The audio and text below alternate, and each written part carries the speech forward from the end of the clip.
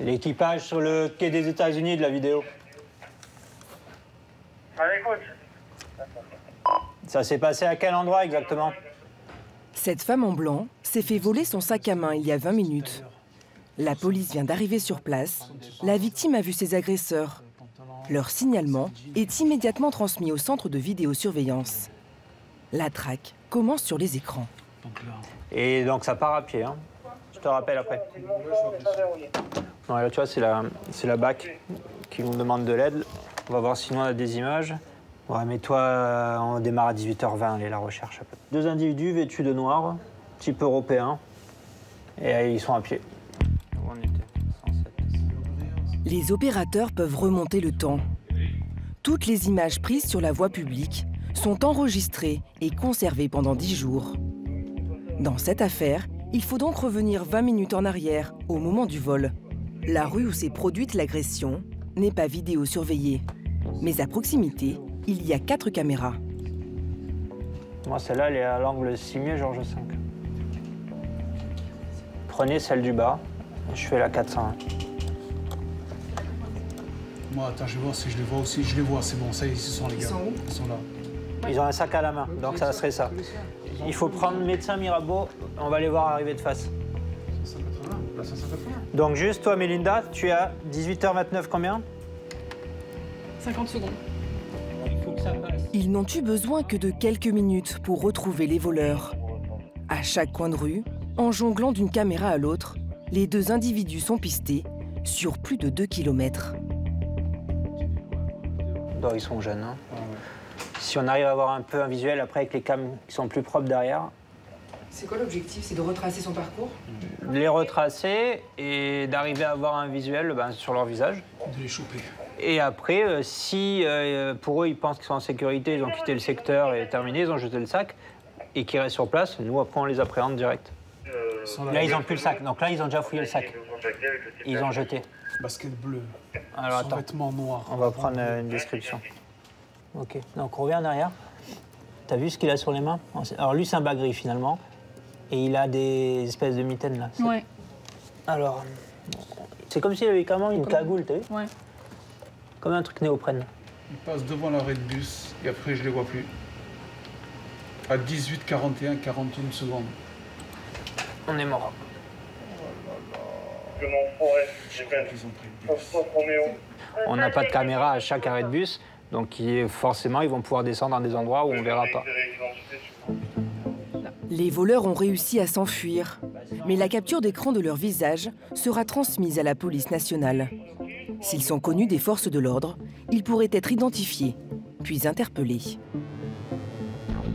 Nice est la ville la plus vidéosurveillée de France, avec ses 2350 caméras. Une pour 145 habitants, contre une pour 2000 à Paris.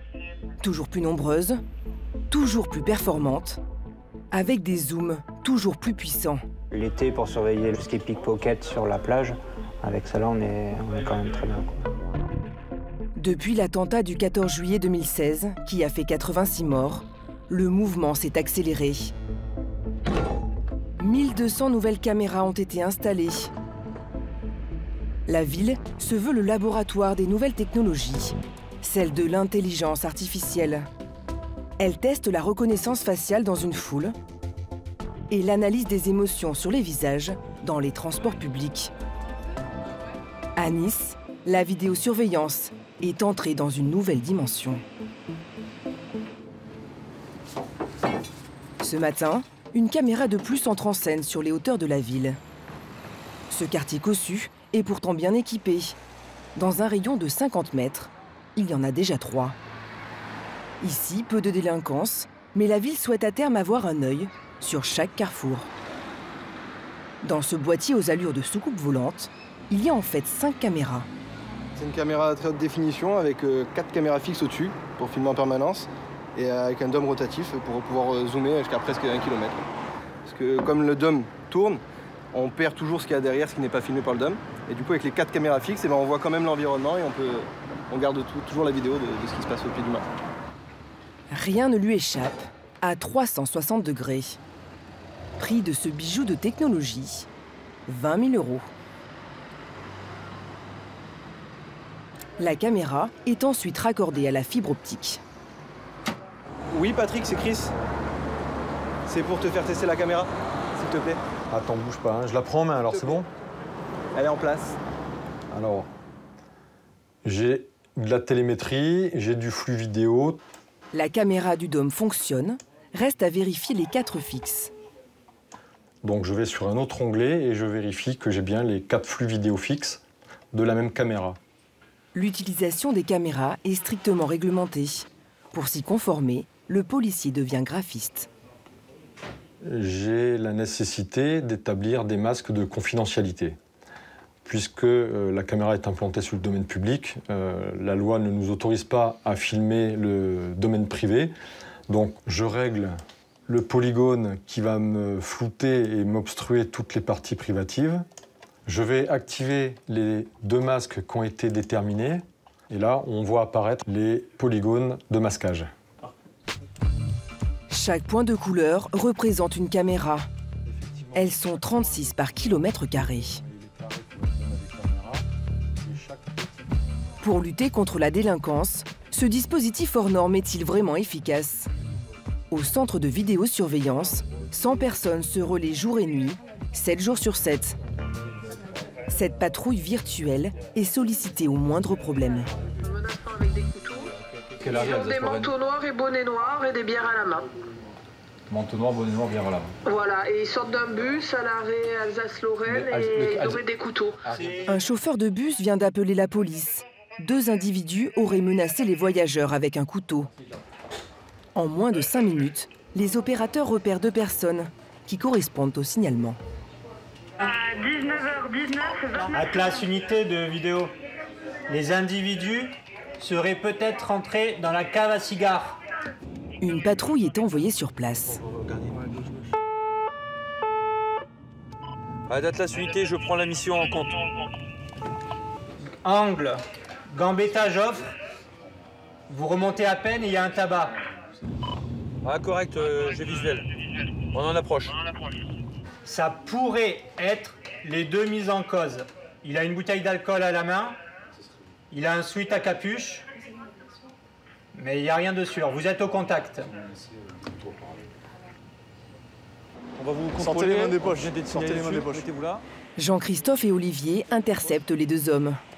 Mais les policiers municipaux n'ont pas le droit de les fouiller, seulement de les palper sur les vêtements. Vous étiez dans le bus ou pas? Vous étiez dans le bus, monsieur? Hein? Bouge pas, reste comme ça. Carte et jambes. Don't move. Sur mon scooter. Là. Jean-Christophe, ancien gendarme, 14 ans de GIGN, dirige l'opération. Je suis ici pour les vacances, je viens ici chaque année. Azur d'Atlas unité. On est au contact des 2 individus. Aucun couteau, aucun danger imminent sur eux. On n'a rien au niveau infraction, il n'y a aucun danger, donc on va les faire partir à l'issue. Allez, reçu. Les 2 hommes, des Polonais, n'ont rien à se reprocher et demandent des comptes. Excusez-vous. Dites-le. S'il vous plaît, excusez-vous.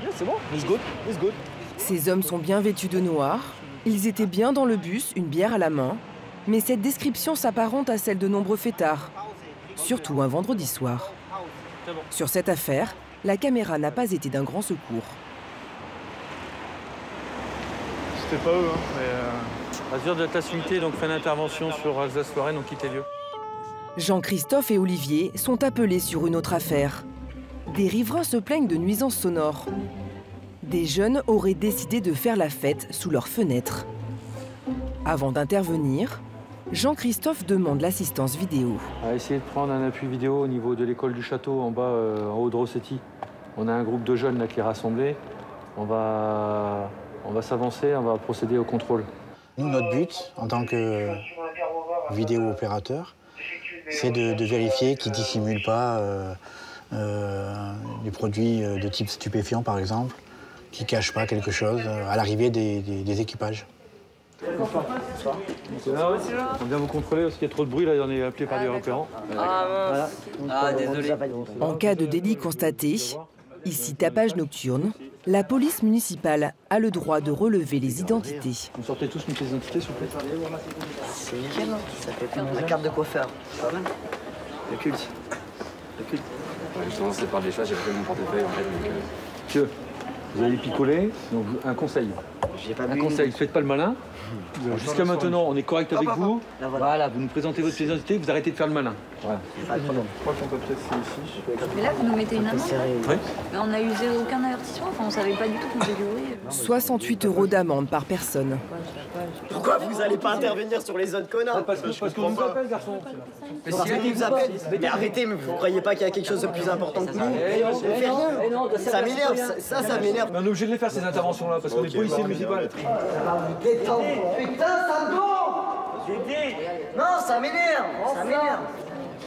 Les policiers sont persuadés que le jeune en blanc vient de les insulter. Ils veulent l'intercepter. Monsieur, ça sert à rien. Arrêtez, monsieur. Je vais le par en bas. Vivi? Soupçon d'outrage à agent, délit de fuite, l'homme risque la garde à vue. En blanc! J'ai plus de radio. La vidéo. J'ai plus de radio, putain. Alors, ben non, c'est la radio. J'ai plus de radio. La rue Saint-Gaëtan, on a un individu, type européen, vêtu d'un haut blanc à capuche, avec des motifs rouges sur la poitrine. Essayez de faire un revisionnage et un balayage sur le secteur. Vêtu de blanc, c'est tout ce que t'as? C'est tout ce que t'as? Jacques, aux commandes, localise l'homme en fuite à proximité des lieux. Rémi, le gars là, il est vêtu d'un haut blanc, pantalon de jean, basket blanche. Ouais. 23h17:36, il traverse la place Pierre Gauthier, direction Course à Leia.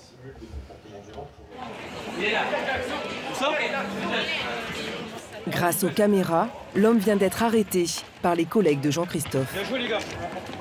Bien joué. Ok. Ici, arrêtez, vous faites quoi là? Oh, allez, on va te prendre. Vous faites quoi? Maintenant c'est Siam. Ok. Mais vous faites quoi? Qu'est-ce qu'on a fait? Mais arrêtez, vous êtes malade. Lâche ton bras.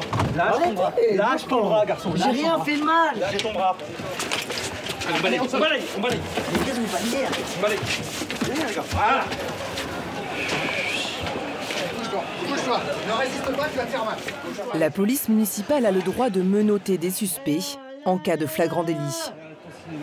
La force déployée doit être proportionnelle à la menace. Ah, vous faites mal, oh. Il y a des gros malades, il a vu cette manière. On dirait que j'ai fait un crime, putain. Moi j'habite à la montagne, je suis pisteur de tourisme. Et vous êtes des grands malades. Interpellation un peu difficile, individu fortement alcoolisé. On a tous entendu, elle marche de travers les petites salopes. Donc là, bon, bah là, il n'y a plus de pitié. Hein, je veux dire, là, on a fait demi-tour et puis on a décidé de procéder à son interpellation. Vu qu'il est en IPM, en ivresse, il risque aussi de créer des troubles publics encore toute la soirée. Donc on a préféré mettre fin à ces agissements. L'homme sera placé en cellule de dégrisement. Il écopera d'un rappel à la loi et d'une amende de 125 € pour ivresse publique. La police municipale procède ainsi à 500 interpellations par an, avec le recours de la vidéosurveillance. Mais selon une récente étude nationale, menée par un directeur de recherche du CNRS, seule 1 à 2% des enquêtes seraient élucidées grâce aux caméras. Quelle que soit l'efficacité de ce dispositif, la ville de Nice va encore plus loin. Après les espaces publics, les commerçants. Comme 130 de ses collègues, Daniel a décidé d'installer le boîtier d'alerte proposé par la mairie. On va aller voir Madame Daniel. Allez. Quand vous allez appuyer sur SOS, il y a ce voyant-là qui va s'allumer. Oui. Et dès qu'il est éteint, la police a reçu le message. D'accord. D'accord.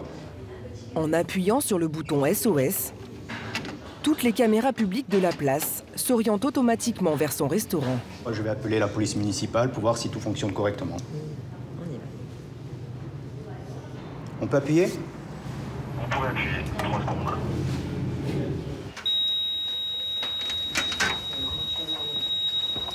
Donc on a un déclenchement d'alarme. Oui, la caméra s'est activée, on visait sur le commerce et on a également l'alarme sonore et visuelle. Et pour savoir ce qu'il se passe à l'intérieur du commerce, un micro retransmet l'ambiance sonore. Ils écoutent l'ambiance, ils écoutent s'il y a des cris, s'il y a des gens qui sont en train de crier ou des coups de feu ou n'importe quoi. On se sent un peu plus en sécurité. On se dit toujours, s'il arrive quoi que ce soit, de parer au plus pressé. C'est vrai que quand dans la panique, des fois, on n'a pas le temps de prendre son téléphone, d'appeler. Ça, c'est plus rapide. Ça, c'est le bip, la télécommande, que si vous êtes en terrasse et qu'il vous arrive quelque chose, au moins vous pouvez appuyer, c'est une télécommande pour appuyer directement sur le boîtier. Voilà, vous le mettez autour du cou. Daniel paye 180 € pour l'installation, puis 2 € par mois d'abonnement téléphonique. Je vais vous remettre les autocollants. Ça indique que votre commerce est vidéo connecté au centre de supervision urbain. Ouais. C'est toujours utile. C'est assez dissuasif. Voilà.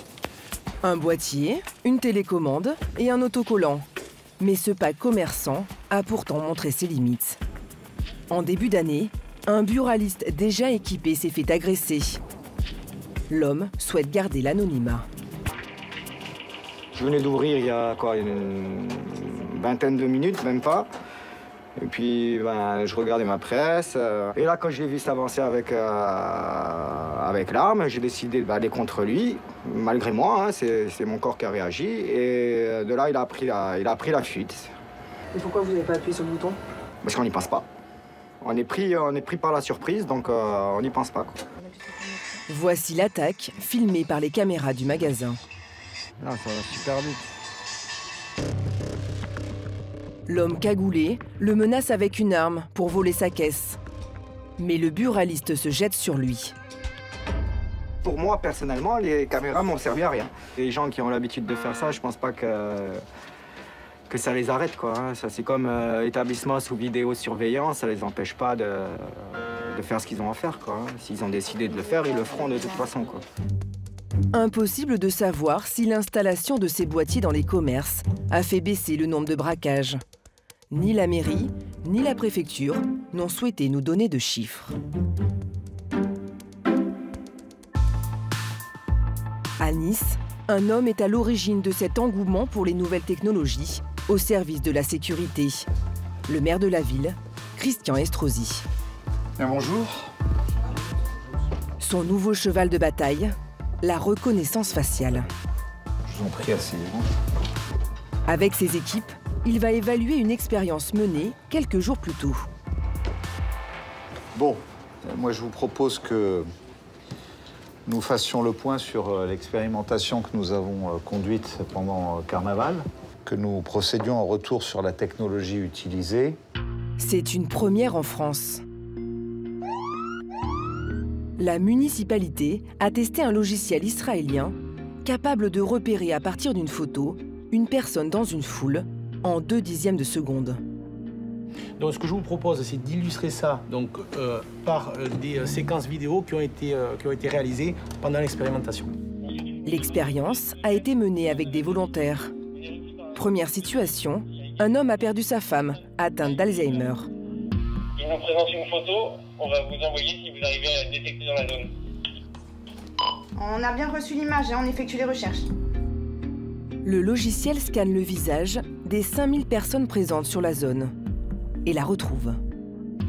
Oui, donc la personne signalée a été repérée place Masséna. Elle est actuellement face à un char de couleur rouge, place Masséna, sur les rails du tramway. C'est bien reçu, on se rend sur place. Deuxième exemple, cette fois avec un individu présumé dangereux. Même avec une casquette, il est identifié. C'est vraiment important de le souligner, les taux de détection avoisinent les 100%. C'est-à-dire que sur l'expérimentation que l'on a eue, toutes les vidéos qui ont pu vous être présentées montrent finalement l'efficacité du dispositif. Christian Estrosi souhaiterait utiliser ce logiciel pour surveiller les déplacements des personnes jugées dangereuses, les fichés S ou les gros délinquants ayant ou non purgé leur peine. Quelqu'un qui est fiché, si sa fiche est dans le logiciel, et s'il rentre sur le périmètre de la commune, il sera détecté en 0,2 secondes. Voilà. Mais ce n'était pas le cas pour l'attentat de Nice. Ce n'était pas le cas sur l'attentat de Nice, puisqu'il ne s'agissait pas d'une personne qui était sur le fichier S. Maintenant, comme c'était une personne qui avait commis des délits assez forts, assez violents et clairement identifiés, il se trouve que je suis partisan que ce type d'individu soit aussi sur des fichiers. Qui serait fiché? Dans quelles conditions? Un délinquant ayant purgé sa peine n'a-t-il pas droit à l'oubli? Pour l'instant, la reconnaissance faciale n'est pas autorisée en France, au nom de la protection des libertés individuelles. Seul un décret en Conseil d'État ou une loi pourrait l'autoriser.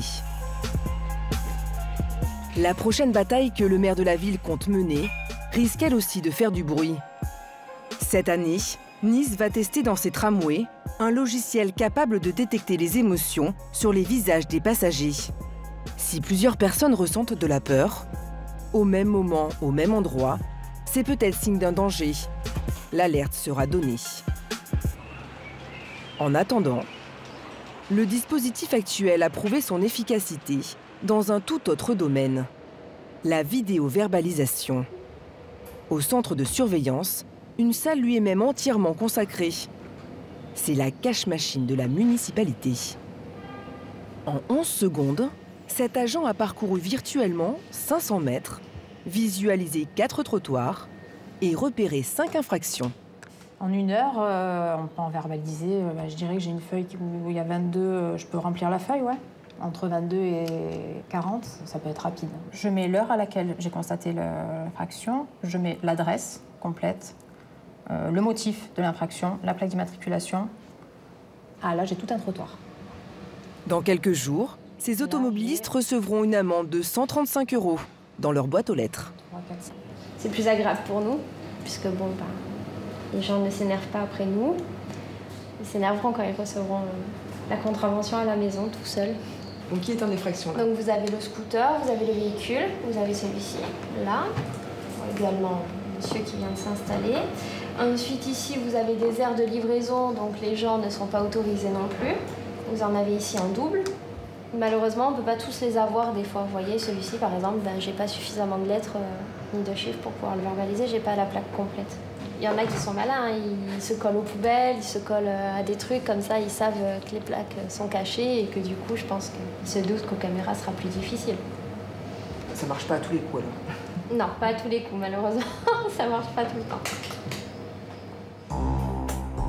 En centre-ville ou dans les cités, à chacun sa méthode pour esquiver la vidéosurveillance. Sur les hauteurs de Nice, un quartier sensible donne du fil à retordre à la police municipale. Depuis 3 ans, la ville a essayé d'y installer une dizaine de caméras. La dernière a tenu 3 jours. Seules les caméras placées en dehors de la cité fonctionnent encore. Là, ils savent qu'il y a des caméras. Sauf qu'à l'intérieur de la cité, ils nous ont pété toutes les caméras. Ils nous scient les mains, ils mettent le feu aux caméras pour justement ne pas être dérangés dans leur business. La parade qu'on a trouvée aujourd'hui, c'est qu'on va mettre des caméras beaucoup plus loin, puisqu'on a des caméras beaucoup plus performantes en termes de zoom, sans que les individus sachent où se trouvent ces caméras. Grâce à ces nouvelles caméras, les agents ont repéré un trafic de drogue. Voilà les dealers, là. Les dealers qui se trouvent à l'intérieur de la cité ont carrément écrit sur un mur « c'est ici », donc pour diriger les acheteurs qui se rendent dans la cité. Et donc, même quelqu'un qui ne connaît pas la cité, c'est indiqué comme au supermarché. Pour les prendre en flagrant délit, bonjour à tous. Jean-Christophe, l'ancien du GIGN, rassemble ses hommes. On va aller donc faire une sécurité générale sur le secteur de Las Planas. Le briefing ressemble à une opération commando. Les 2 équipes. Dans une cité, je vous rappelle, on ne longe pas les murs. On a les yeux grands ouverts, devant, derrière et surtout en l'air. Tout ce qui est gazeuse, je ne vous l'interdis pas, mais je vous demande de l'utiliser en dernier recours. Pourquoi? Parce que derrière, on n'a pas les masques. On est dans une situation quand même confinée entre les bâtiments. Donc très vite, si on utilise du gaz, ils vont certes être gazés, mais nous aussi on va être gazés. Donc on va être dans une incapacité d'intervenir en toute sécurité. La baissière, vous vous mettez en tête, vous serez les plus rapides à monter en moto à notre profit. D'accord? Et ensuite, il y aura la colonne à Bernard derrière. OK? Pour plus de discrétion, l'équipe de Jean-Christophe décide d'y aller en bus. Pendant ce temps-là, au centre de vidéosurveillance, les opérateurs ont déjà les yeux sur la cité. Il y a des guetteurs un peu partout, et ça, donc, c'en est un qui a un téléphone à la main et qui est là pour voir un peu ce qui se passe aux abords de la cité. Donc il faut être très réactif, très rapide, si on veut interpeller des personnes ou prendre des personnes en flagrant délit, par exemple de deal. Les policiers municipaux n'ont pas le droit d'être en civil. Durant leurs 10 minutes de trajet, ils risquent d'être repérés. Ouais, vidéo, je peux avoir un point de situation. Vidéo point de situation. Ouais, non, mais là, alors là, tu vois, ça part en courant. Ouais, ils sont fait repérer dans le bus. Ils sont fait déjà repérer dans le bus? Filmé, on va sur Snapchat. Là. Au fond du bus, des jeunes ont pris les policiers en photo. Leur arrivée est déjà annoncée. Alors dans la cité, on s'organise.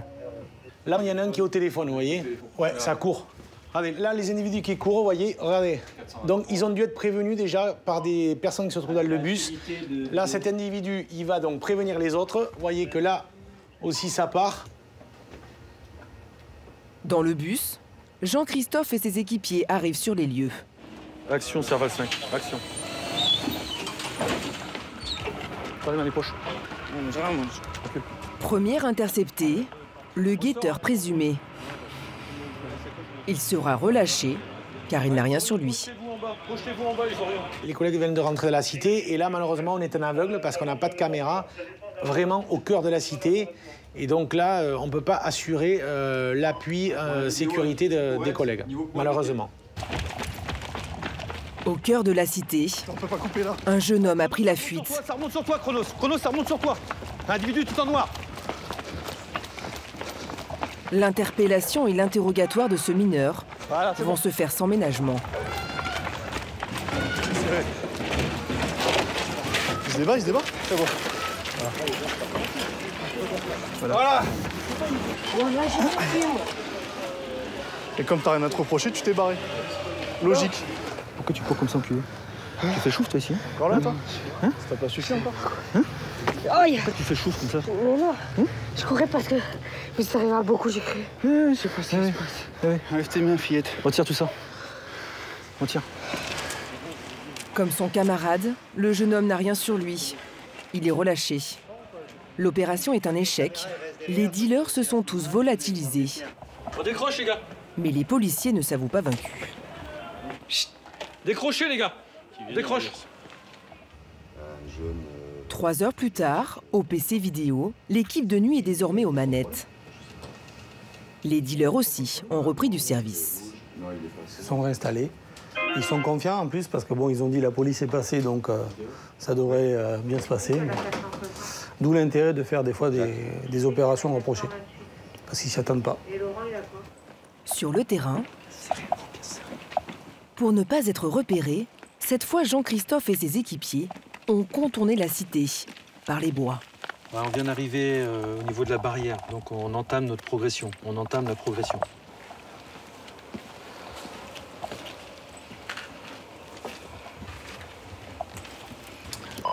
Ouais, pour information, vous avez tout le temps 3 individus au niveau du chouf, au niveau de l'aire de retournement de bus. Hein. Ils se situent derrière, au niveau du banc. Vidéo, vous les prenez, on monte sur leur position, donc vous veillez à notre arrivée qui se délaisse de rien du tout. Ok. Le téléphone, s'il vous plaît. Posez les cigarettes. On l'a vu depuis tout à l'heure, il est en chouf ici. On t'a la caméra depuis tout à l'heure. Je t'ai la caméra depuis tout à l'heure, d'accord? Combien il te donne là pour faire ça? 50 €, mais pour combien de temps? Ça dépend à quelle heure. Ils n'ont rien sur eux, mais coup de chance pour les policiers, un 4e jeune homme vient d'arriver. Écarte. Encore un peu. T'en as encore ou pas? Tiens, écarte-lui ça. Il a sur lui 60 € en liquide et du cannabis d'une valeur de 20 €. Ce mineur sera conduit au poste en attendant que ses parents viennent le chercher. Il en ressortira avec un simple rappel à la loi. Les policiers sont toujours sur la trace des dealers. Souvent, quand ils quittent les points de deal comme ça, ils se mettent justement dans les cages d'escalier. Ils attendent notre départ, ça redescend et ça se remet en place.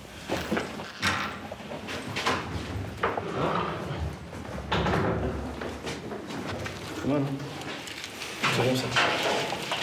Alors, vous avez trouvé ça où? Dans les parties communes, c'était caché sous une porte. Là. Bah, ici, on reconnaît surtout le petit pochon rouge avec le diable. C'est un peu leur marque de fabrique sur ce quartier-là. Oui, c'est bien reçu. Donc, c'est fin de l'opération. Lui, là. Bilan de la soirée, 3 interpellations et 300 € de drogue saisie. Pour une opération qui aura mobilisé une vingtaine de policiers.